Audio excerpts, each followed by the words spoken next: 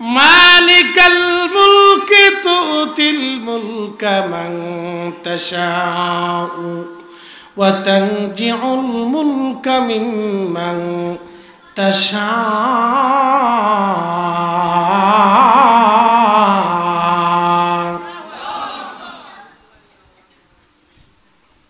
কোরআন বলতেছে হাবিব উম্মতকে জানান ক্ষমতার মালিক আমি আল্লাহ, মুলকের মালিক আমি আল্লাহ, সব কিছুর মালিক আমি আল্লাহ। আমি আল্লাহ সব কিছুর মালিক, যাকে খুশি তাকে রাজত্ব দেই, যার কাছ থেকে খুশি রাজত্ব আমি আল্লাহ ছিনাই নেই। এই জন্য শাহজালাল ইয়ামিনীকে আমরা সুন্নিরা ওলিদেরকে ভালোবাসি। আজকে বলে দিয়ে যাই, আপনি রাজনীতিতে যেই দল করেন ওই দলের ক্ষমতা কিন্তু স্থায়ী না। 15 বছর পরে চেঞ্জ হতে পারে, 30 বছর পরে হলেও চেঞ্জ হবে, 100 বছর পরে হলেও ওই দল শেষ হয়ে যাবে। কিন্তু শাহজালাল ইয়ামিনী এমন এক দলের মানুষ, এই দল কোনোদিন জমিন থেকে হারাবে না। হাত উঁচু করে বলেন ঠিক কিনা? আমরা সেই দলের মুসলমান, কথা কোন ঠিক কিনা? আমরা সুন্নিরা সেই দলের মুসলমান। শাহজালালের দল, শাহপরানের দল, খাজা বাবা আজমিরের দল, হুজুর গাউসে পাকের দল, মুজাদ্দিদ আল ফিসানির দল, খাজা বাহাউদ্দিন নকশবন্দ বুখারীর জামাত, আমরা ওলিদের জামাত, আহলে সুন্নাত ওয়াল জামাত। কথা কোন না কেন? এই দলের কোনো পরাজয় ক্ষয় জয় আছে, কি আছে? ক্ষয় নাই।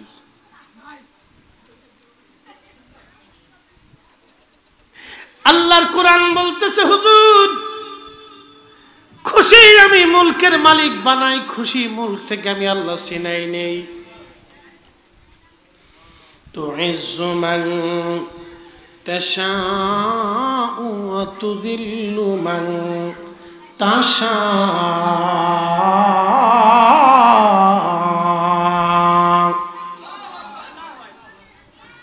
আপনাদেরকে এখন প্রশ্ন করি, জবাব দিবেন। গৌর গোবিন্দ দেশ থেকে পালায় গেল। শাহজালাল ইয়ামিনী মুজাররিদি যদি বলতেন বাংলার মসনদে বসবো, পারতেন? কি কথা কন না কেন? কিন্তু বসেন নাই। এমন একটা মসনদে বসে গেলেন যেই মসনদের কোনোদিন পরাজয় নাই, এমন এক মসনদ যেই মসনদের মন্ত্রী নাই, এমপি নাই, কিচ্ছু নাই, কিন্তু এমন এক মসনদ আজকে 750 বছর পার হয়ে গেল, একটা দিনের জন্য ওনার জিয়ারত বন্ধ হয় না। তুফান হলেও জিয়ারত হবে, বন্যা হলেও জিয়ারত চলবে। কি কথা কন না কেন? ঘুমাইছে চলবে না? আমি একবার সরাসরি ঢুকছি আর কি ওয়াজে। আমি মুখাদ্দমা দিইনি আজকে, চিন্তা করলাম যে রাত বেশি গেছে এমনি, আর এত বেশি রাত কষ্ট করা যাবে না। আমি এই জন্য বলছি আজকে কাটা কাটা কথা কব, টাটকা টাটকা। ওরা খাওয়ানোর সময় মাছ খাওয়াইছে টাটকা, চিন্তা করছে আজকে ওয়াজ হবে টাটকা। বাইজারও সাথে ছিল, একসাথে খাইছি। খুব মনোযোগ দিয়ে হযরতে ওমর রাদিয়াল্লাহু তাআলা আনহু, তিনি হিমসের প্রশাসক সাইদ ইবনে আমের রাদিয়াল্লাহু আনহুকে বললেন, আমের সুন্দর জবাব হয়েছে, এবার লোকেরা বলো তোমাদের আর কি কোনো প্রশ্ন আছে কিনা, আর কি কোনো অভিযোগ এই গভর্নর নিয়ে আছে কিনা। লোকেরা বলল হুজুর আর একটা অভিযোগ আমাদের আছে, দিনের বেলা ওনারে কাজে পাই, কিন্তু রাত্রি বেলা গেলে ওনারে ডাকলে উনি সাড়া দেয় না।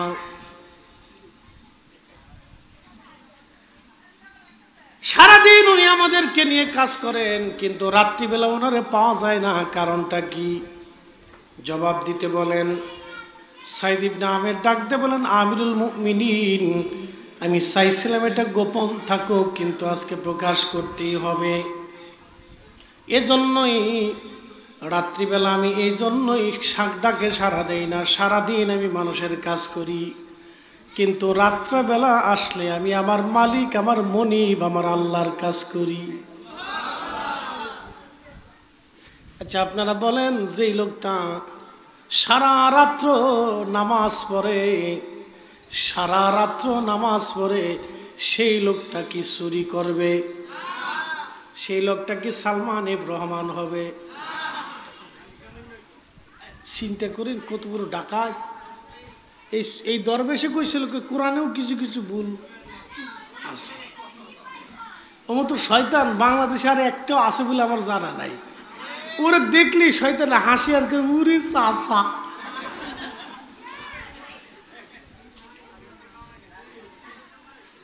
সব সাদা। আমি মাঝে মধ্যে ওয়াজ করতাম যে সব সাদা, চুল সাদা, দাড়ি সাদা, ওর পাঞ্জাবি সাদা, পোশাক সাদা, সব সাদা। এরপরে সব বানাই ফেলাইলো কালা। দাড়িরে ফেললো চাচিয়া, চুলরে বানাইলো কানা, চিনা যায় না। তবে জানি আইনুল হক সাহেব ভালোই একটা কাজ করে দিছে। খালি আমারে ধরেন না, ও হলো সালমান ইফরান, ওরও ধরেন, ওরও ধরেন। কাজ একটা ভালো কাজ করে দিচ্ছে, প্রশংসা করতে হবে এই কাজে। কেউ এটারও ধরেন, ধরে নিয়ে যান না। আপনি চিন্তা করেন, বাংলাদেশে পদ্মা সেতু করতে টাকা লাগছে 32,000 কোটি, আর সে একাই ব্যাংক থেকে নিচে 36,000 কোটি। বুঝতে পারছেন? টাকা কিন্তু তার বাপের টাকা না, এটা সব আমাদের টাকা। কথা কন না কে? কাদের টাকা? আমাদের টাকা। এই যে বিদেশিরা রৌদ্রের মধ্যে পুড়ে পুড়ে এদেশে টাকা পাঠায়, এই টাকা আপনি মাঠের ঘাম পায়ে ফেলাইয়া যে এই যে ফসল তৈরি করলেন, এই টাকা।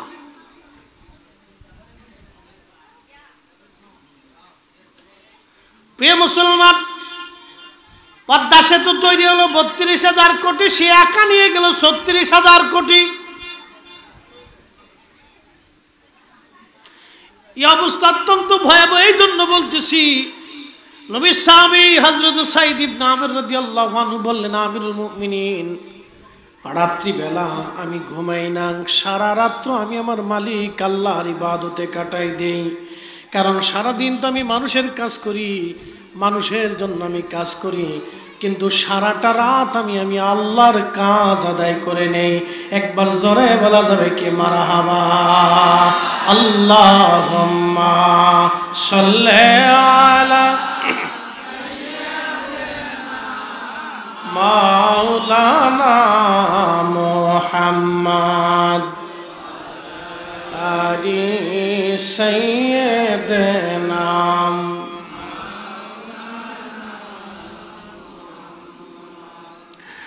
প্রিয় দুররুলবাসী, খুবই মনোযোগ দিয়ে শুনিয়া যান।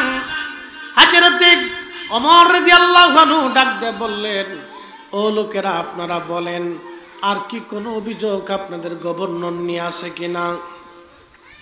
লোকেরা বলল, আমিনুল মুমিনিন, আর একটা অভিযোগ আমাদের আছে। 1 মাস পরে একটা দিন সে কারো সামনে আসে না, ঘরের মধ্যেই সে থাকে, কারো ডাকেও সে সাড়া দেয় না। কারণটা কি দয়া করে বলতে বলবেন নি? আমরা তো কিছুই জানি না। 1 মাস পরে একদিন, 1 মাস পরে একদিন সারা রাত্র এই আমাদের গভর্নর সাঈদ ইবনে আমর রাদিয়াল্লাহু আনহু তিনি ঘরের মধ্যেই থাকেন, বের হন না। হযরত ওমর বললেন, সাঈদ ইবনে আমর, আপনি দয়া করে জনগণের এই প্রশ্নের জবাব দিয়ে দেন।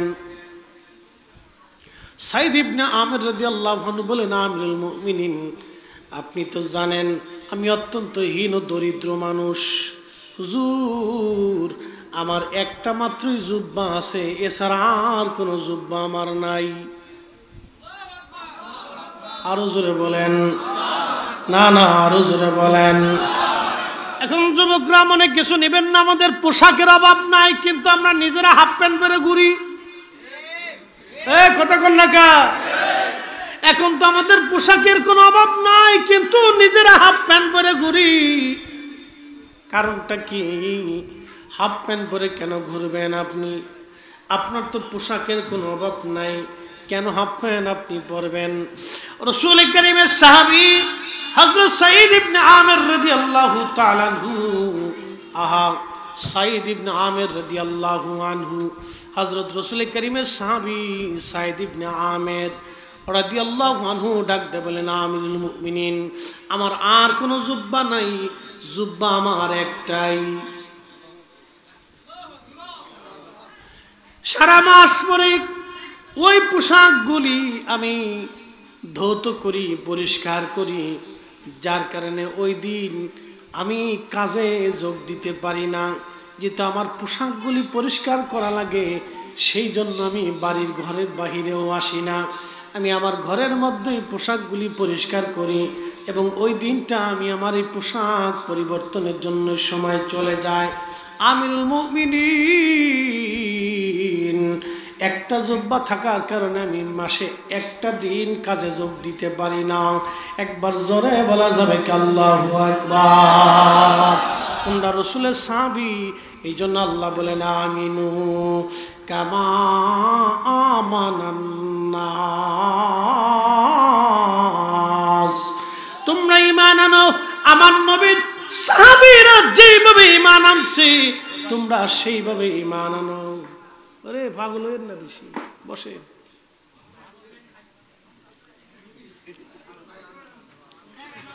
আল্লাহ আমাদেরকে কবুল করুক, সকলে বলেন আমিন।